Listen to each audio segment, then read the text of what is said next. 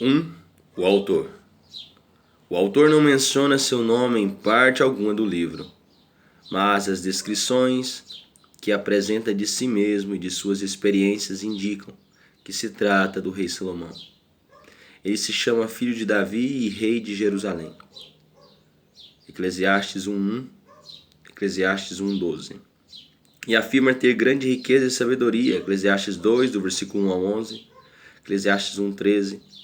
1 Reis 4, do versículo 20 ao versículo 34. E 1 Reis 10:1. Em resposta à oração humilde de Salomão, Deus lhe prometeu sabedoria e também riqueza. 1 Reis, capítulo 3, do versículo 3 ao versículo 15. E cumpriu sua promessa.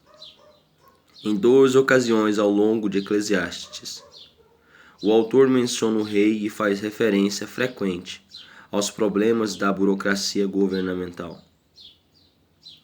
Eclesiastes 4, do versículo 1 ao 3, Eclesiastes 5:8, Eclesiastes 8:11, Eclesiastes 10, versículo 6, versículo 7.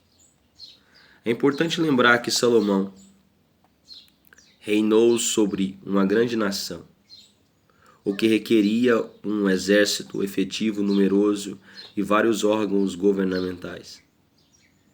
Realizou diversos projetos caros de construção e viveu numa corte repleta de luxo e ostentação. 1 Reis, capítulo 9, do versículo 10 ao 28 e 1 Reis 10:1. 2 Crônicas, capítulo 1, do versículo 13 ao versículo 17. Alguém precisava administrar todo esse esplendor nacional e pagar por tudo isso. Salomão resolveu o problema desconsiderando as fronteiras originais entre as 12 tribos de Israel e dividindo o país em 12 distritos tributários. Cada um deles administrado por um governador. 1 Reis 4, do versículo 7 ao 19. Com o tempo, esse sistema tornou-se opressivo e corrupto e, depois da morte de Salomão, o povo implorou por alívio. 2 Crônicas, capítulo 10. Ao estudar Eclesiastes, pode-se sentir esse contexto de exploração e de opressão. Salomão começou a reinar como um servo humilde do Senhor, buscando a sabedoria e a ajuda de Deus. 1 Reis, capítulo 3, do versículo 5 ao versículo 15. Com o passar do tempo, seu coração afastou-se de Jeová e se voltou para os falsos deuses das muitas esposas estrangeiras que havia tomado para si. 1 Reis, capítulo 11, versículo 1. A maioria desses casamentos não envolvia afeição, mas sim questões políticas, uma vez que Salomão fez alianças com várias nações ao redor de Israel. Na verdade, muitas das coisas que Salomão fez e que parecem exaltar Israel foram contrárias à palavra de Deus. Deuteronômio, capítulo 17, do versículo 14 ao versículo 20.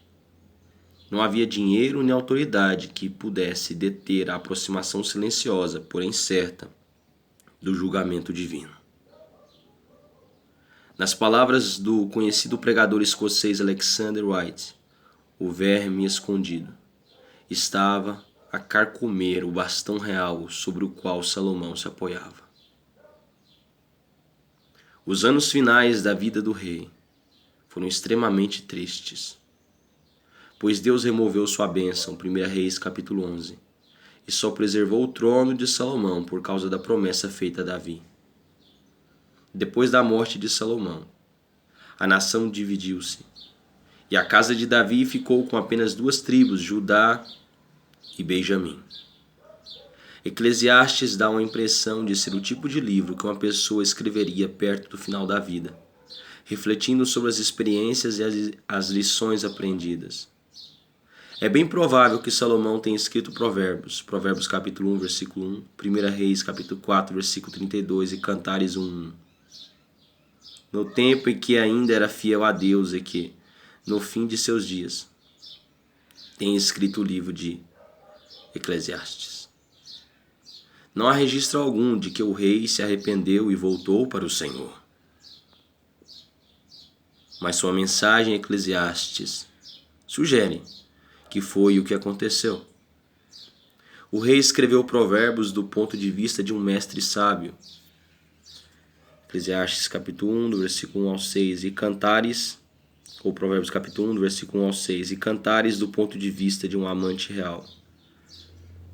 Cantares capítulo 3, do versículo 7 ao 11. Mas ao escrever Eclesiastes, chamou a si mesmo de o pregador. Eclesiastes 1, versículo 1 e versículo 2, versículo 12. Eclesiastes capítulo 7, versículo 27. Eclesiastes 12, do versículo 8 até o versículo 10. O termo hebraico para essa designação é Kohelet, título dado a um orador oficial que convoca uma assembleia, ver 1 Reis 8:1. O termo grego usado para assembleia é eclésia, daí o nome do livro Eclesiastes. Porém, o pregador não se limitou a convocar uma assembleia e fazer um discurso. O termo hebraico também transmite a ideia de argumentar, não tanto com os ouvintes, mas consigo mesmo. O pregador apresentou um tema e, então, discutiu a partir de vários pontos de vista. Por fim, chegou a uma conclusão prática. O livro de Eclesiastes pode parecer uma coletânea aleatória de ideias variadas sobre diversos assuntos, mas Salomão garante que seu texto foi escrito de modo ordenado. Eclesiastes 12:9. Consideremos agora o objetivo e o desenvolvimento do livro.